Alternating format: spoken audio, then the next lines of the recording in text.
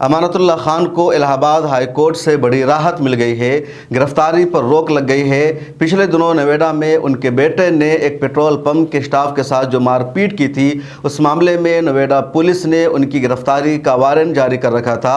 उनकी कुर्की जब्ती का भी आदेश हो गया था। इस पूरे मामले को लेकर अमानतुल्लाह खान सीधे इलाहाबाद हाई कोर्ट पहुंचे थे। फौरी तौर पर शुरू में सुनवाई नहीं हो सकी थी, लेकिन कल बुध को इस पूरे मामले पर सुनवाई हुई और इलाहाबाद हाई कोर्ट के जजेस ने अमानतुल्लाह खान की गिरफ्तारी पर फिलहाल रोक लगा दिया है। नोएडा पुलिस अब अमानतुल्लाह खान को गिरफ्तार नहीं कर सकती है। इसी के साथ 6 हफ्ते में इलाहाबाद हाई कोर्ट ने यूपी सरकार से जवाब भी मांगा है कि अमानतुल्लाह खान का पूरा मामला क्या है।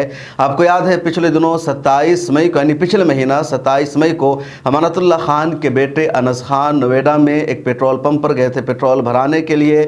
उनकी गाड़ी पीछे खड़ी थी तो उन्होंने पेट्रोल पंप के स्टाफ से जिद की और कहा कि पहले मेरी गाड़ी में पेट्रोल डालो, मैं लाइन में नहीं लग सकता। उसके बाद उनके बेटे को मना किया गया। जब उनके बेटे की मारपीट हो गई पेट्रोल पंप के स्टाफ के साथ, उन्होंने थप्पड़ मारा, पेट्रोल पंप के स्टाफ की लड़ाई हुई, उसका मालिक आ गया, फिर पुलिस पहुंची। पुलिस ने अनस खान और अमानतुल्लाह खान के खिलाफ केस दर्ज कर लिया क्योंकि अमानतुल्लाह खान भी वहां पर पहुंचे थे और अमानतुल्लाह खान ने वहां पहुंचने के बाद अपने बेटा को समझाने के बजाय या इस तनाज़ुर को ख़त्म करने के बजाय वो भी उसका हिस्सा बन गए।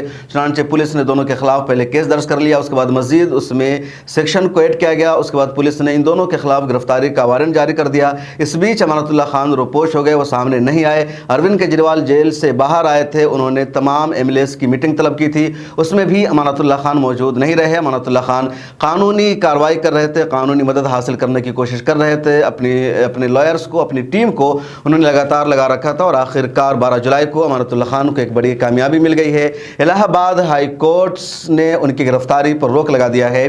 अब नोएडा पुलिस अमानतुल्लाह खान को गिरफ्तार नहीं कर सकती है। अब देखना यह है कि केस यहीं पर रुक जाता है, थम जाता है। अमानतुल्लाह खान पर पहले से कई सारे केसेस चल रहे हैं।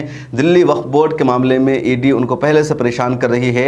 एक नई मुसीबत अमानतुल्लाह खान के गले लग गई थी। अब ये मामला यहीं पर रुक जाएगा, ख़त्म हो जाएगा या मज़ीद इस केस का सिलसिला आगे भी बढ़ेगा। इस वीडियो में इतना ही, फिर मुलाकात होगी।